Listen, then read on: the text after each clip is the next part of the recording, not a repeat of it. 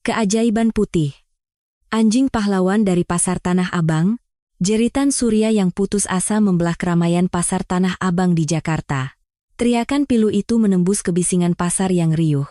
Hanya 3 menit yang lalu, putrinya masih di sana.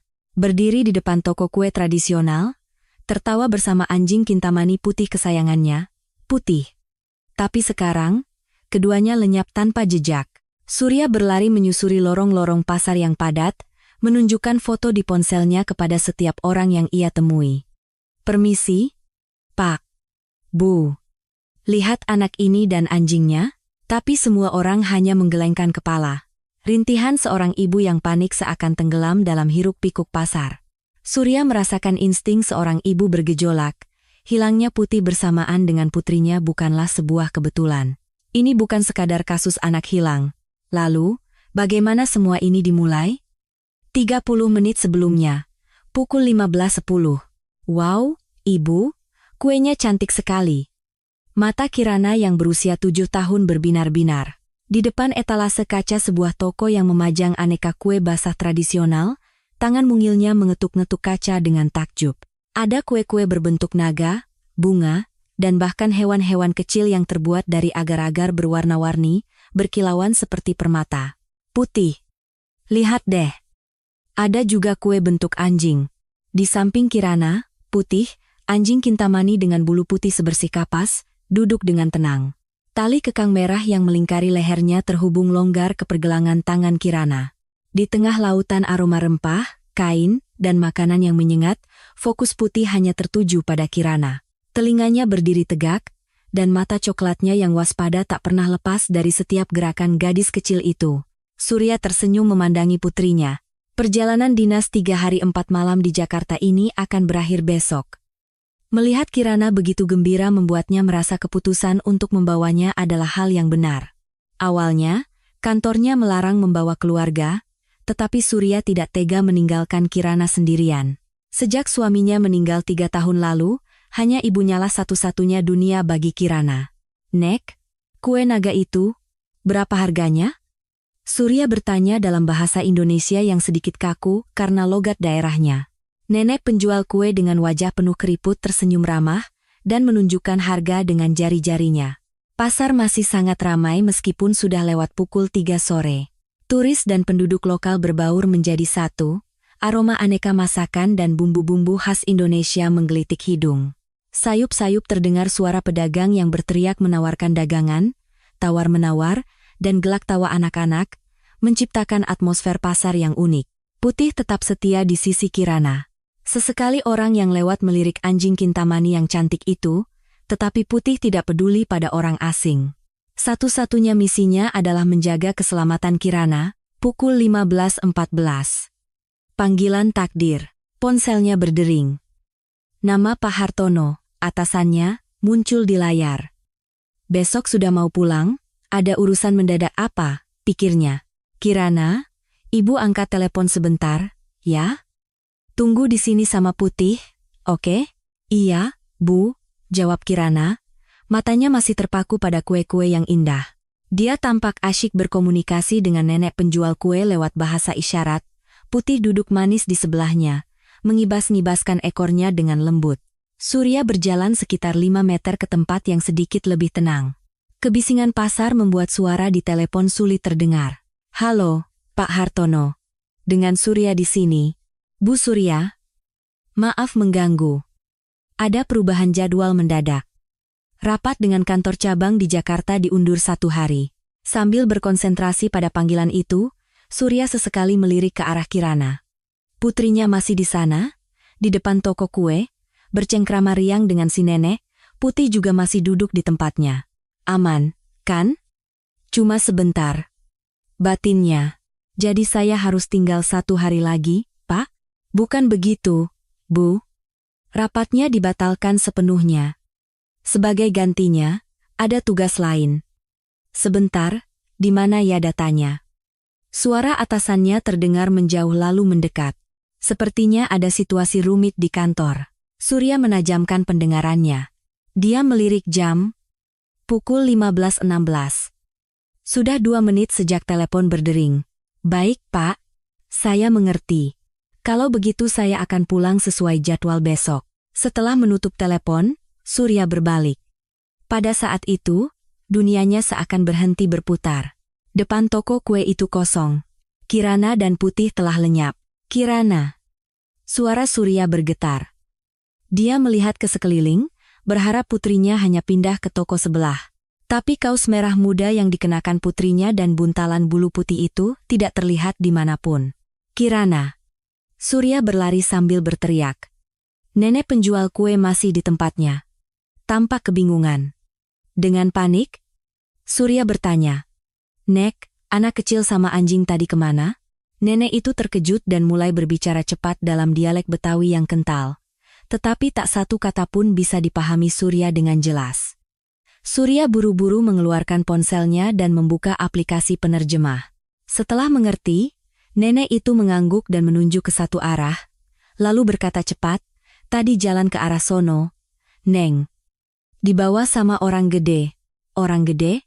Orang seperti apa?" Tapi si nenek hanya menggelengkan tangan, menunjukkan bahwa dia tidak tahu detailnya.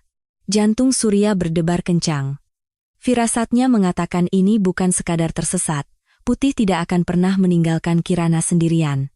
4 tahun hidup bersama anjing itu, dia sangat yakin akan hal itu. Kirana. Putih.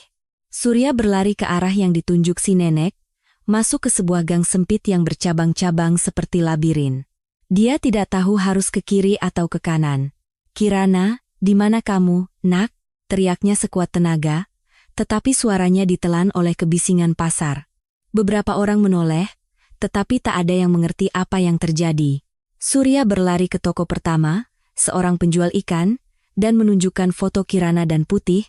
"Lihat anak ini, Pak. Sama anjingnya." Bapak itu menggeleng. Toko kedua, ketiga, semuanya memberikan jawaban yang sama, "Tidak lihat." "Tolong, anak saya hilang," teriak Surya, tetapi tidak ada yang mengerti kepanikannya. Dia mencoba menunjukkan kalimat yang sudah diterjemahkan di ponselnya, tetapi kebanyakan orang hanya menggeleng tak acuh. 15 menit berlalu. 20 menit. Kirana dan Putih masih belum ditemukan. Dengan tergesa-gesa, Surya mencari kantor pengelola pasar. "Tolong. Putri saya hilang."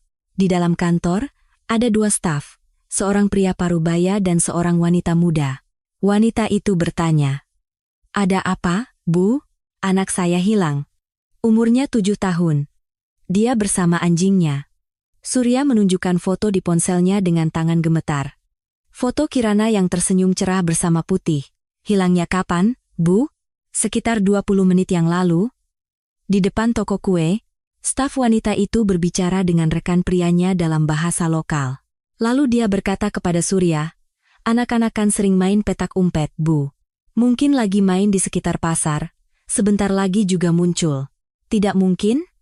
Anjing saya, Putih, tidak akan pernah meninggalkan anak saya sendirian. Pasti ada sesuatu yang salah." Suara Surya meninggi. Namun, para staf itu tampaknya tidak menganggapnya serius. "Tolong cek CCTV." "Saya mohon. Pengecekan CCTV harus lewat laporan polisi, Bu. Kami tidak bisa melakukannya di sini." "Lalu di mana kantor polisi?" Staf itu memberikan petunjuk arah ke polsek terdekat, sekitar 500 meter dari pasar. Kantor polisi itu ternyata tidak besar. Sebuah bangunan bercat abu-abu dengan bendera merah putih berkibar di depannya. Surya mengatur napasnya dan masuk. Di meja resepsionis, seorang polisi berusia 40 kontan dengan wajah lelah duduk termangu. "Saya mau lapor orang hilang," kata Surya dengan suara tercekat. Polisi itu mengangkat kepala. "Warga mana, Bu?" "Saya dari luar kota. Anak saya hilang." "Laporan orang hilang baru bisa diproses setelah 24 jam, Bu." "Apa? 24 jam?" Surya terperangah. Dengan ekspresi lelah, polisi itu menjelaskan, "Anak hilang itu kejadian sehari-hari, Bu. Kebanyakan akan kembali dalam beberapa jam." "Tidak, Pak. Kasus ini berbeda. Anjingnya juga ikut hilang. Saya yakin ada yang menculiknya." Surya memohon dengan putus asa. Tetapi polisi itu tetap tidak bergeming. "Di sini banyak turis, anak-anak sering tersesat. Pasar ini kan ramai sekali. Tolonglah, Pak." Firasat saya tidak enak. Suara Surya bergetar hebat. Melihat ekspresi putus asa Surya, polisi itu akhirnya menghela napas. Baiklah, laporannya saya terima. Tapi penyelidikan resmi baru bisa dimulai. Terima kasih, Pak. Terima kasih. Surya menundukkan kepalanya. Polisi itu mengambil formulir laporan yang penuh dengan tulisan. Surya kesulitan memahaminya. Pukul 17.00. Kembali ke hotel. Investigasi awal selesai. Dengan bantuan seorang penerjemah yang dipanggil, Surya berhasil mengisi formulir laporan. Polisi berjanji akan menanyai nenek penjual kue sekali lagi untuk mendapatkan informasi lebih detail. Namun, hati Surya tetap berat. Reaksi polisi terlalu santai, seolah-olah ini hanyalah kasus rutin. Di dalam taksi menuju hotel, Surya menatap kosong keluar jendela. Jalanan Jakarta tampak damai seperti biasa. Tapi di suatu tempat, Kirana mungkin sedang ketakutan. Putih, kamu di mana, nak? Kamu lagi jagain Kirana, kan? Bisik Surya pada dirinya sendiri. Kepercayaannya pada Putih adalah satu-satunya harapan yang tersisa. Halo? Dengan kedutaan. Selamat sore. Ini situasi darurat. Putri saya hilang di Jakarta.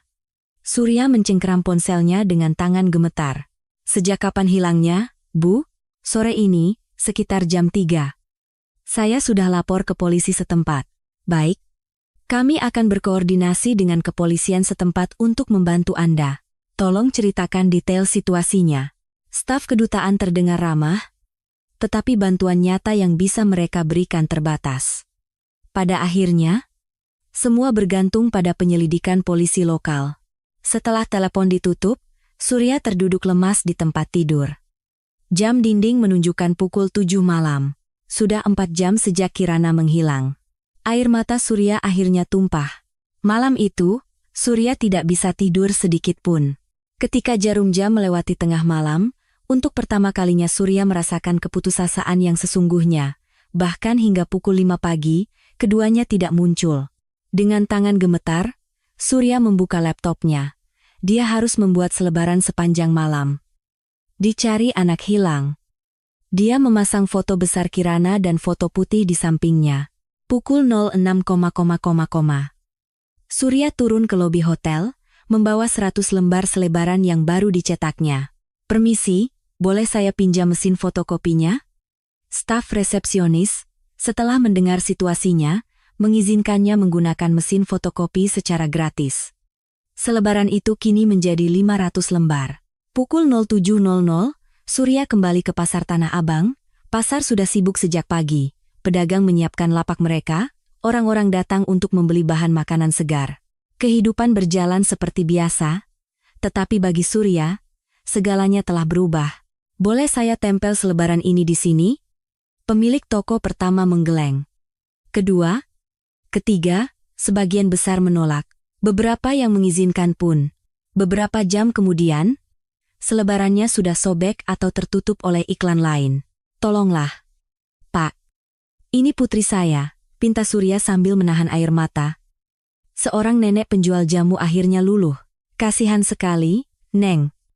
Tempel di sini saja.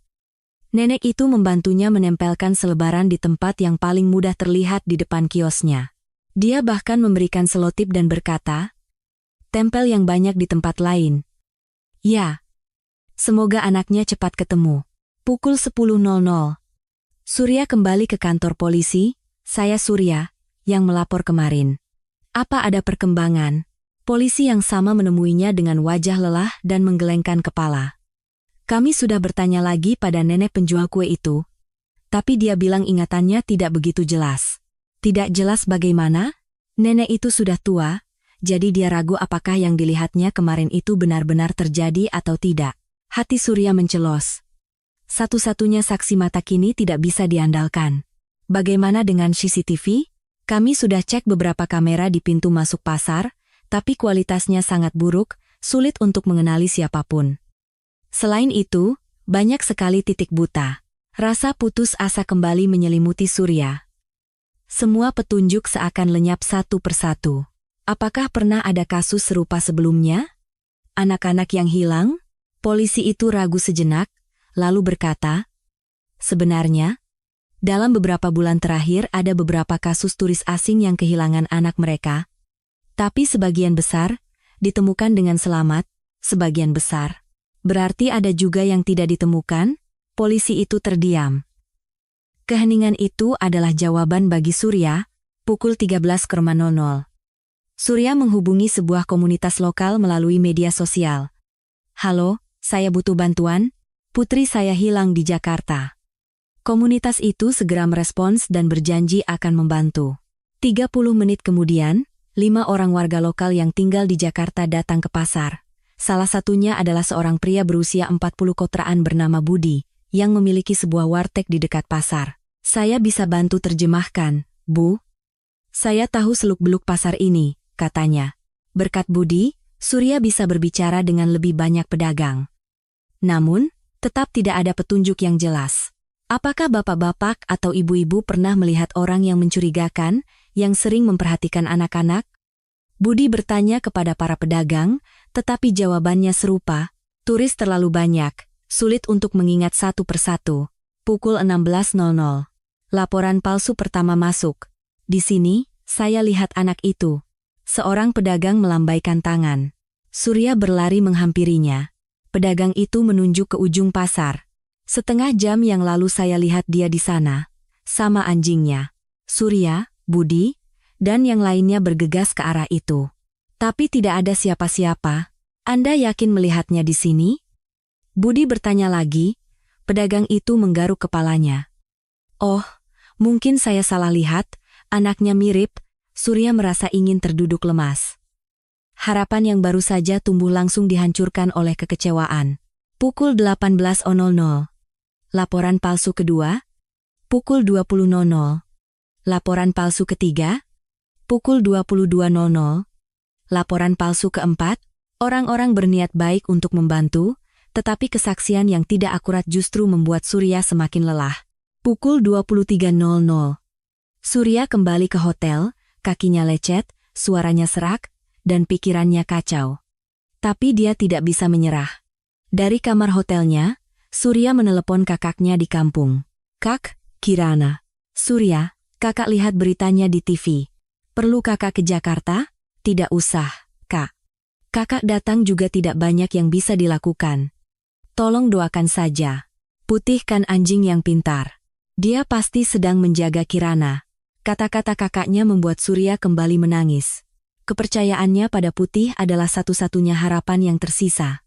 Pada saat yang sama, di suatu tempat yang gelap, Putih, dengan tubuh penuh luka, sedang berjalan tertatih-tatih. Dia mengikuti aroma yang tercium di ujung hidungnya, bergerak maju sedikit demi sedikit. Itu adalah aroma Kirana. Putih tahu misinya, dia harus menemukan majikannya. Dan dia harus menyelamatkan Kirana. Dengan cakar yang berdarah, dia terus menggaruk tanah dan berjalan.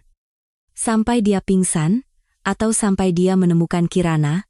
Pukul 03.00, 12 jam sejak Kirana hilang. Surya duduk di dekat jendela, menatap langit malam, bintang-bintang berkelip, tetapi bagi Surya, segalanya terasa gelap. Kirana, ibu di sini, nak, jangan takut. Dia terus memanggil putrinya, berharap suaranya bisa sampai. Pukul 05.00. 14 jam sejak Kirana hilang. Fajar mulai menyingsing di Jakarta, tetapi bagi Surya, malam belum berakhir. Dunia tanpa Kirana terasa hampa. Putih, kumohon. Surya menaruh harapan terakhirnya pada Putih. Dia percaya suatu saat nanti Putih akan kembali dan memberitahukan di mana Kirana berada. Kepercayaan itulah satu-satunya kekuatan yang membuatnya bertahan. Hari ketiga, pukul 08.00. Surya sudah seperti mayat hidup.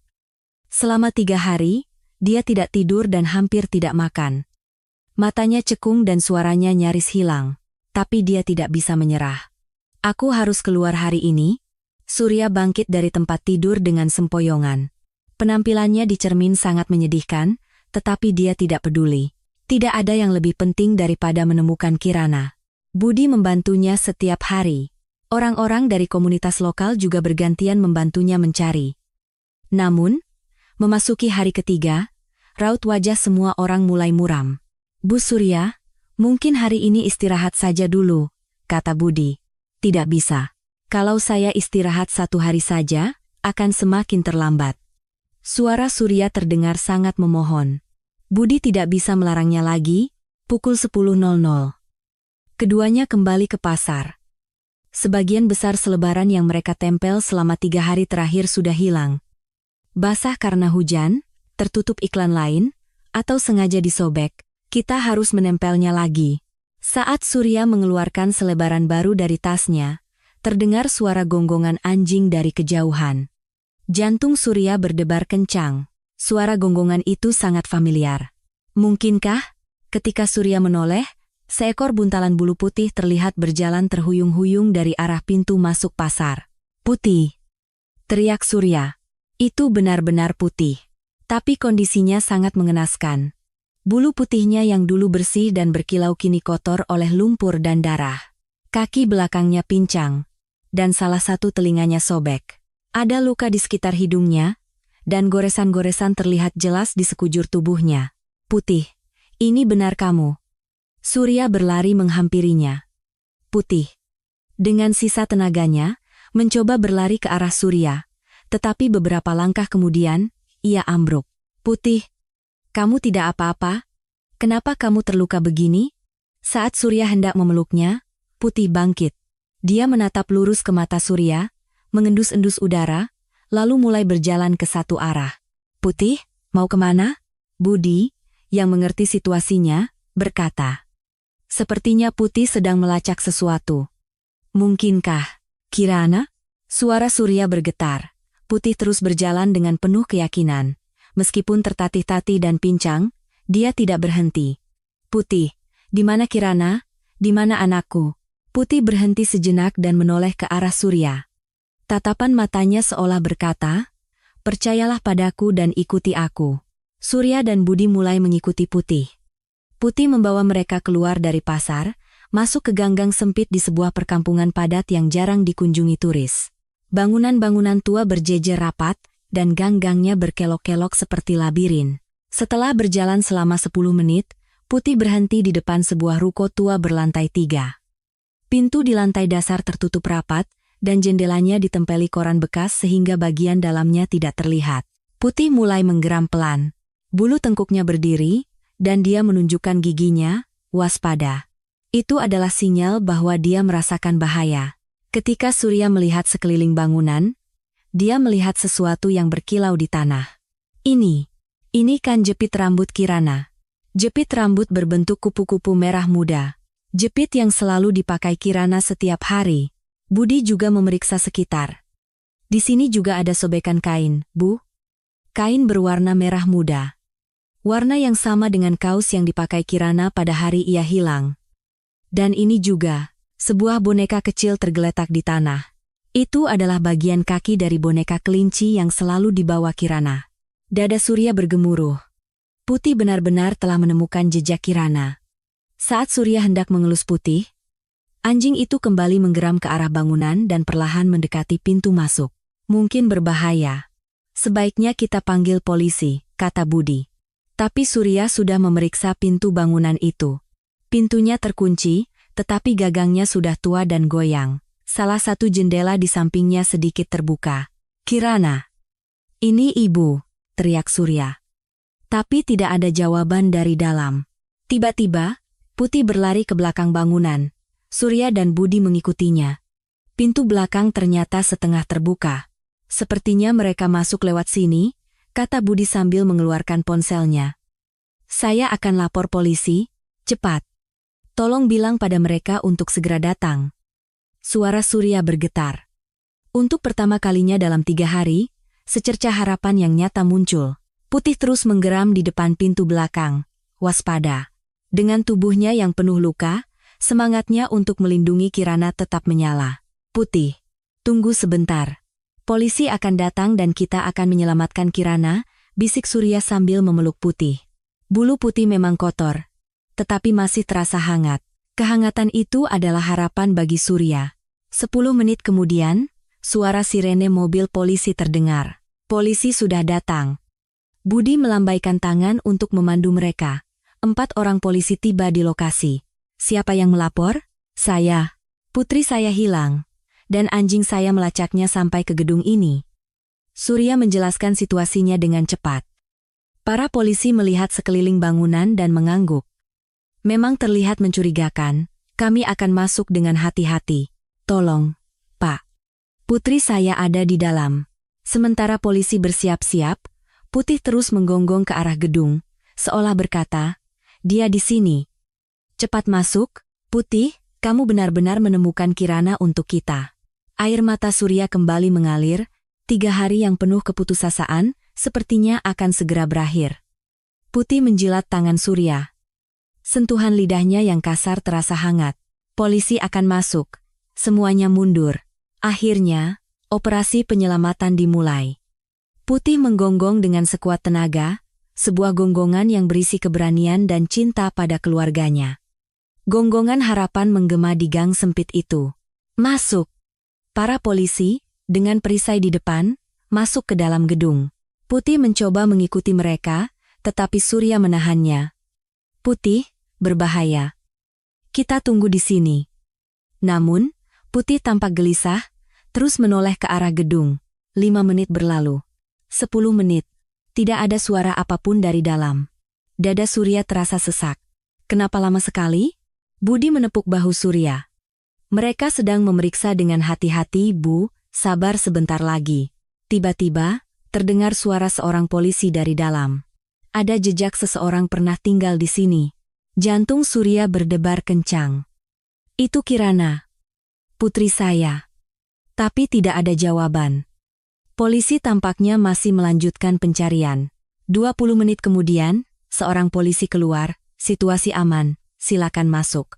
Surya dan Putih masuk ke dalam. Lantai pertama kosong, tetapi ada banyak tanda-tanda kehidupan. Bungkus mie instan, puntung rokok, selimut dan bantal kotor. Coba naik ke lantai 2, kata polisi itu.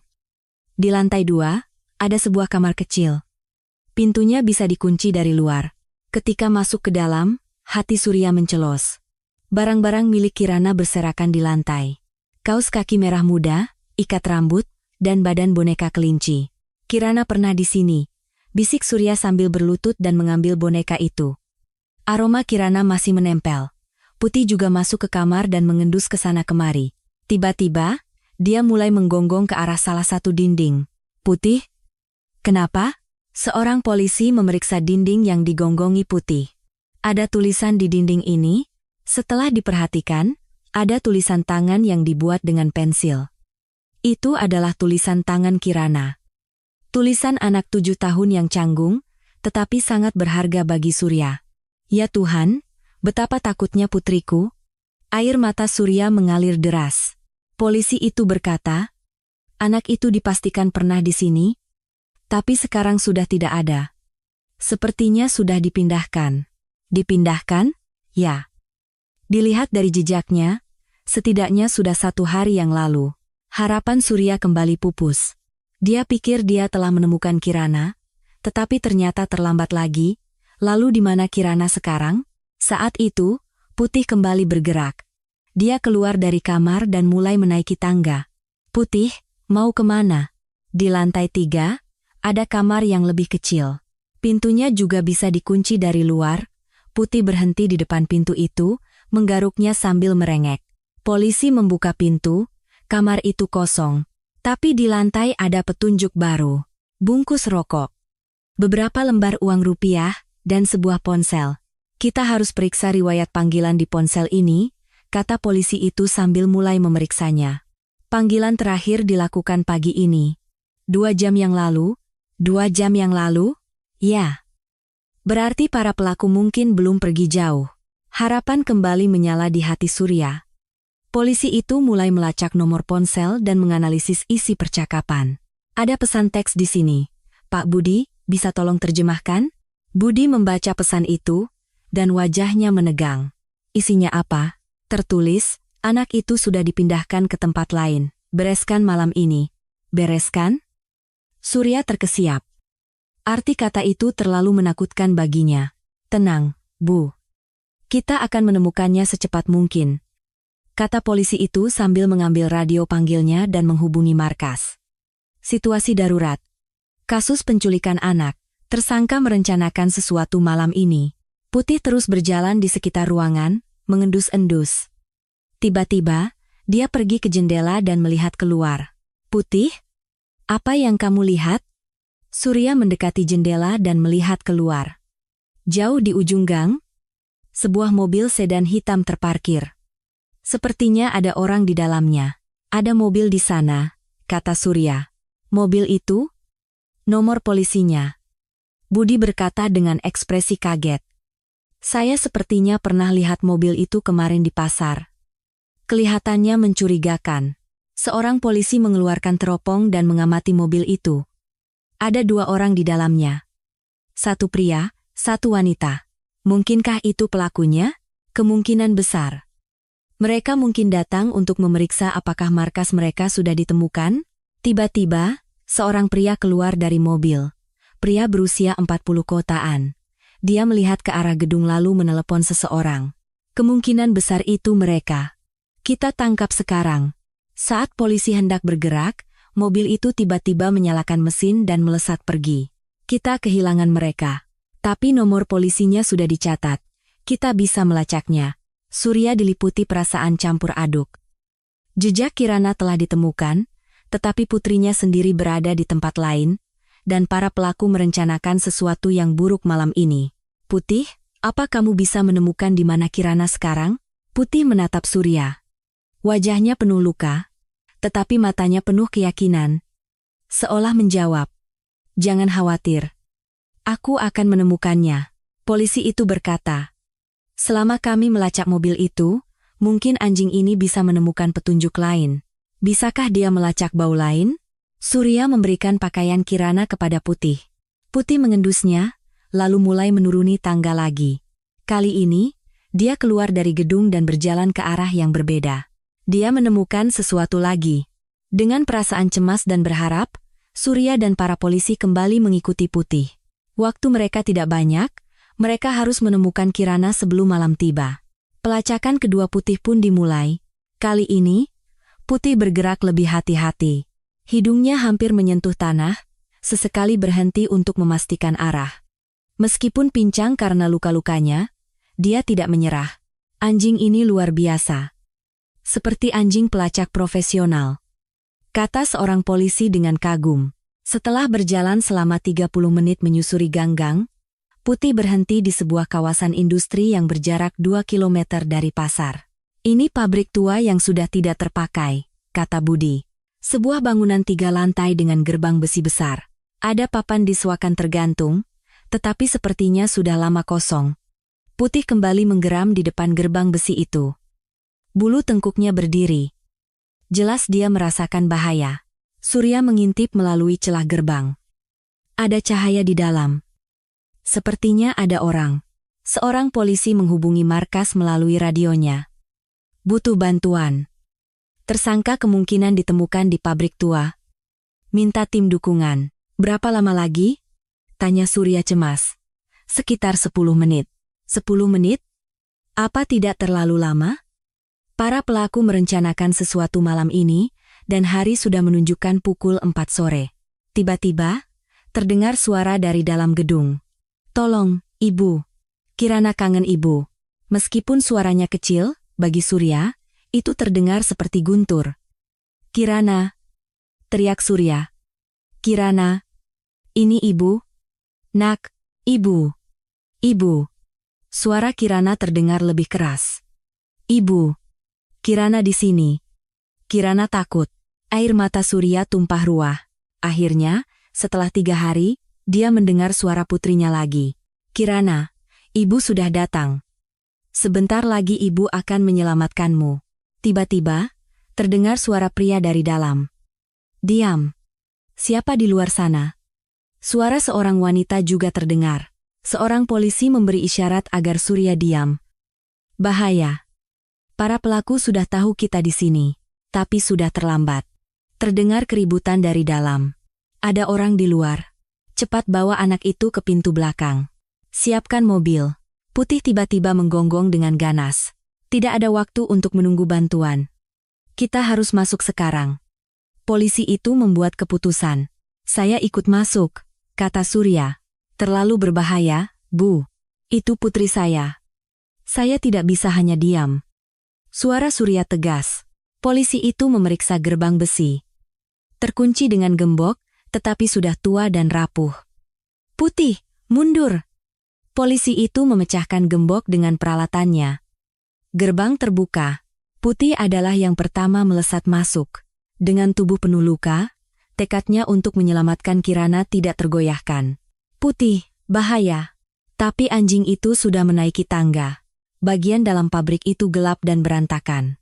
Mesin-mesin tua tergeletak di mana-mana, dan debu tebal menyelimuti udara.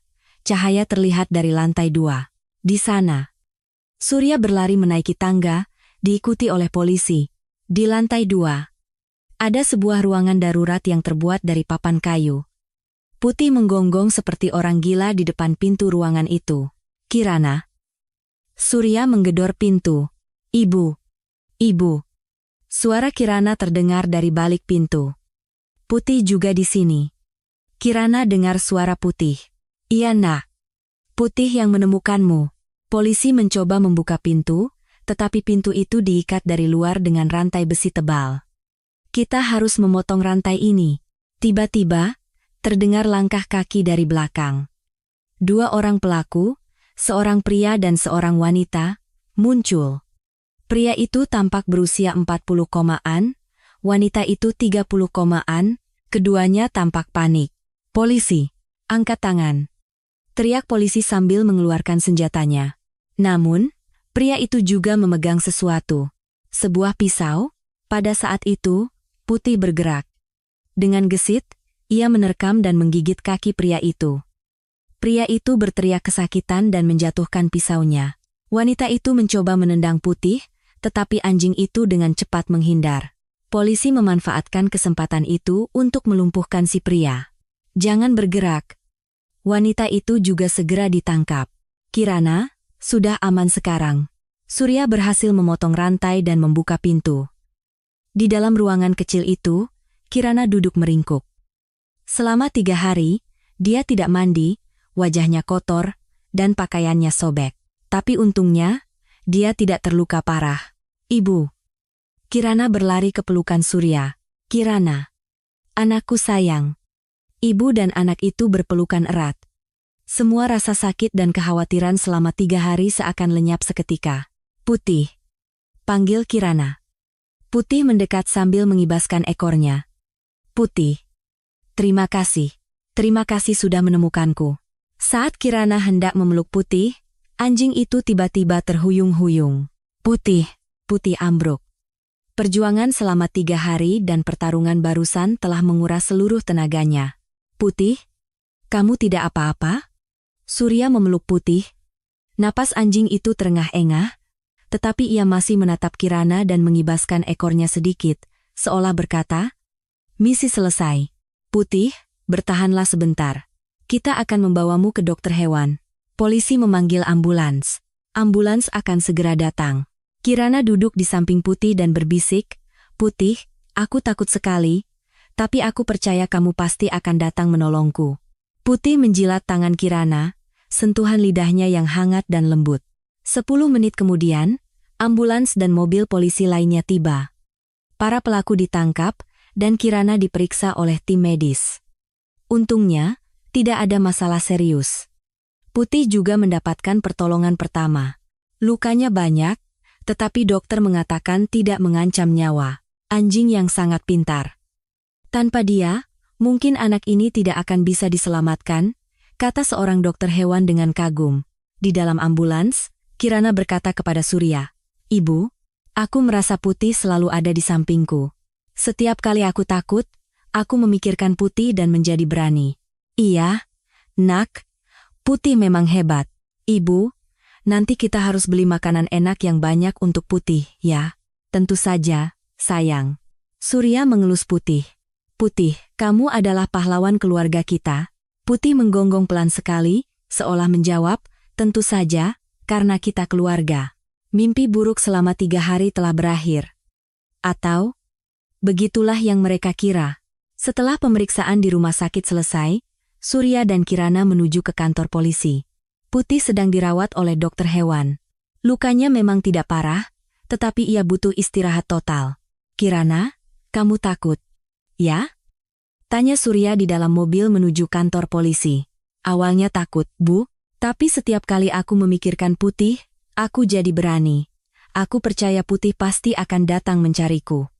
Kata-kata Kirana membuat Surya semakin berterima kasih pada Putih. Di kantor polisi, mereka menjalani pemeriksaan singkat. Nama pelakunya Agus dan Santi. Keduanya adalah residivis, jelas seorang polisi. Kenapa mereka menculik putri saya? Motif pastinya masih kami selidiki. Tapi sepertinya ini adalah kejahatan yang terencana. Setelah pemeriksaan selesai, mereka kembali ke hotel. Pukul 19.00, Budi sudah menunggu di lobi. Syukurlah Kirana sudah ditemukan, Bu. Ini semua berkat bantuan Mas Budi. Terima kasih banyak. Saat mereka hendak makan malam bersama, ponsel Surya berdering. Halo? Dengan Ibu Surya? Saya polisi yang tadi. Suaranya terdengar mendesak. Iya, Pak. Ada apa? Gawat, Bu. Para pelakunya kabur. Apa? Kabur?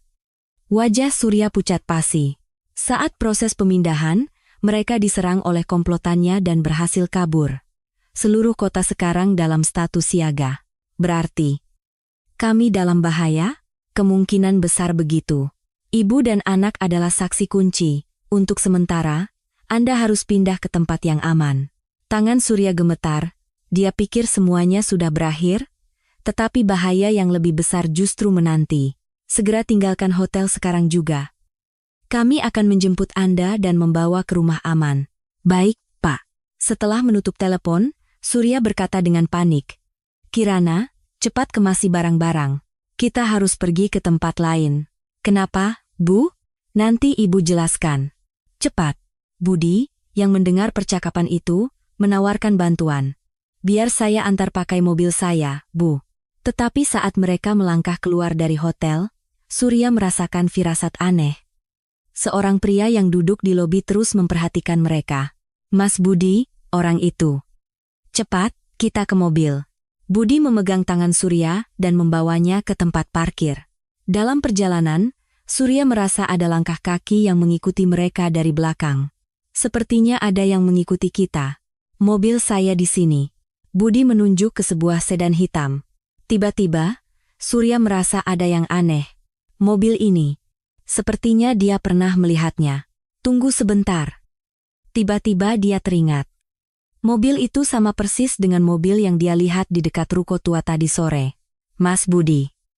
Mobil ini. Cepat masuk. Bu. Bahaya. Suara Budi tiba-tiba menjadi dingin. Surya merinding. Ada yang tidak beres. Kirana, pegang tangan ibu erat-erat. Surya menarik tangan Kirana dan mundur. Mau kemana, Bu? Budi mendekat. Ekspresinya benar-benar berubah. Baru sadar. Ya? Tapi sudah terlambat. Budi tersenyum sinis. Terima kasih atas kerja kerasnya selama 3 hari ini. Berkat Anda, rencana kami berjalan sempurna. Apa maksudmu? Semuanya sudah direncanakan dari awal. Menculik anak itu, lalu berpura-pura menolong untuk mendapatkan kepercayaan Anda. Surya sangat terkejut hingga tidak bisa berkata-kata. Kenapa? Kenapa kamu melakukan ini? Uang. Tentu saja. Untuk mendapatkan uang tebusan dari orang-orang seperti Anda. Budi mengeluarkan sesuatu dari sakunya. Sebuah pisau kecil. Masuk ke mobil dengan tenang. Kalau teriak, anak ini akan celaka. Kirana gemetar di belakang ibunya. Tepat pada saat itu, terdengar suara gonggongan dari kejauhan. Itu Putih. Anjing itu sepertinya berhasil kabur dari klinik hewan. Putih. Teriak Kirana. Putih, meskipun pincang karena luka-lukanya, berlari secepat yang dia bisa. Sialan. Budi mengayunkan pisaunya ke arah Putih. Tetapi Putih dengan gesit menghindar dan menggigit kaki Budi. Surya memanfaatkan kesempatan itu untuk lari bersama Kirana. Tolong, tolong. Surya berteriak sambil berlari ke arah hotel. Putih berhasil melepaskan diri dari Budi dan mengikuti mereka. Saat mereka masuk ke lobi hotel, orang-orang mulai berkerumun. Ada apa ini? Orang itu pelakunya, kata Surya dengan suara gemetar. Budi juga masuk ke lobi, tetapi karena banyak orang, dia tidak bisa berbuat nekat. Tolong panggil polisi. Seorang staf hotel segera menelepon polisi. Melihat situasinya tidak menguntungkan, Budi mencoba kabur, tetapi Putih menghadang jalannya. Anjing itu menaikkan bulu tengkuknya dan menunjukkan giginya, mengancam. Meskipun penuh luka, tekadnya untuk melindungi keluarganya sangat kuat. Anjing sialan. Budi mencoba menendang Putih, tetapi Putih tidak menghindar. Sebaliknya, ia menggigit lengan Budi, membuat pisaunya jatuh. Pada saat itu, polisi tiba. Di sana. Jangan bergerak. Budi akhirnya ditangkap. Putih! Kirana berlari ke arah anjingnya.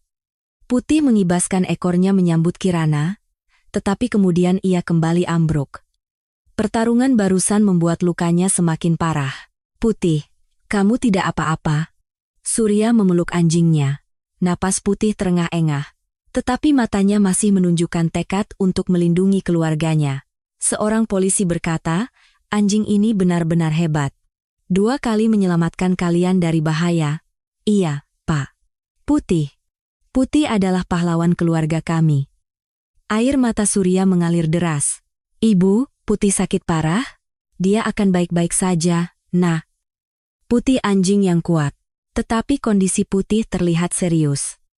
Dia terlalu banyak terluka dan terus memaksakan diri. Cepat bawa ke rumah sakit. Ambulans datang lagi. Saat Putih dibawa ke ruang gawat darurat, Surya dan Kirana hanya bisa berdoa. Putih, kumohon, bertahanlah. Dengan sisa tenaganya, Putih menjilat tangan Kirana. Sentuhan hangat dan lembut. Seolah berkata, jangan khawatir, aku baik-baik saja. Tetapi kelopak mata Putih perlahan-lahan tertutup. Putih, jerit Kirana. Pintu ruang gawat darurat tertutup. Sekarang, mereka hanya bisa menunggu, berharap pahlawan keluarga mereka akan membuka matanya kembali. 3 jam terasa seperti selamanya di depan klinik hewan. Surya dan Kirana duduk di kursi tunggu. Kirana, dalam pelukan ibunya, terus bergumam, Putih, kamu harus bangun. Kamu sudah janji akan selalu bersamaku. Pukul 11 malam, dokter hewan keluar. Keluarga Putih? Surya langsung berdiri. Iya, dok. Bagaimana keadaan Putih? Untungnya, nyawanya selamat. Tapi untuk kedepannya, dia tidak boleh terlalu lelah. Benarkah? Dia benar-benar tidak apa-apa? Iya, Bu. Anjing ini sangat kuat. Tekad hidupnya luar biasa. Mata Kirana berbinar. Bolehkah saya bertemu Putih, dok? Besok pagi baru bisa dijenguk, iya. Keesokan paginya, mereka bertemu kembali dengan Putih. Tubuhnya dibalut perban, tetapi tatapan matanya tetap jernih. Putih. Kirana memeluk anjing itu dengan hati-hati. Putih mengibas-ngibaskan ekornya dan menjilati wajah Kirana. Putih, sakit, ya? Maafkan aku. Kamu menderita karena aku? Putih menggonggong pelan, seolah menjawab, tidak apa-apa. Kita kan keluarga. Surya mengelus Putih. Terima kasih, Putih. Terima kasih banyak. Tanpa kamu. Setelah tiba di Indonesia dan dalam perjalanan pulang ke rumah mereka, Kirana bertanya, Ibu, aku harus bilang apa ke Putih? Memangnya kamu mau bilang apa? Terima kasih. Dan aku sayang kamu. Putih menatap Kirana dan mengibaskan ekornya. Tatapan matanya seolah menyampaikan pesan. Aku juga sayang kalian. Selamanya. Saat tiba di depan rumah, Putih mencium aroma yang familiar dan tampak gembira. Akhirnya, kembali ke rumah. Malam itu, keluarga kecil itu menghabiskan waktu bersama di ruang tamu. Kirana membacakan buku cerita di samping Putih, sementara Surya memberikan camilan spesial untuknya. Putih berbaring di tengah-tengah mereka dengan ekspresi damai. Semuanya telah kembali ke tempatnya. Bukan? Bukan hanya kembali ke tempatnya, tetapi menjadi lebih kuat. Melalui kejadian ini, mereka menyadari betapa berharganya arti sebuah keluarga. Keajaiban yang sesungguhnya bukan hanya saat Putih menemukan Kirana. Keajaiban yang sesungguhnya adalah ketika mereka menyadari betapa besar cinta yang mereka miliki untuk satu sama lain. Itulah keajaiban sejati. Putih telah memberikan hadiah paling berharga bagi keluarga mereka. Sebuah keajaiban yang bernama cinta. Bagaimana kisah keajaiban Putih hari ini? Keberanian dan cinta anjing Kintamani bernama Putih kepada keluarganya sungguh mengharukan, bukan? Jika Anda juga memiliki kenangan istimewa bersama hewan peliharaan Anda, bagikan ceritanya di kolom komentar, ya. Kami ingin mendengar kisah-kisah hewan peliharaan kita yang pemberani seperti Putih. Dan jika Anda menyukai cerita yang mengharukan seperti ini, jangan lupa untuk subscribe dan like. Terima kasih telah menonton hari ini.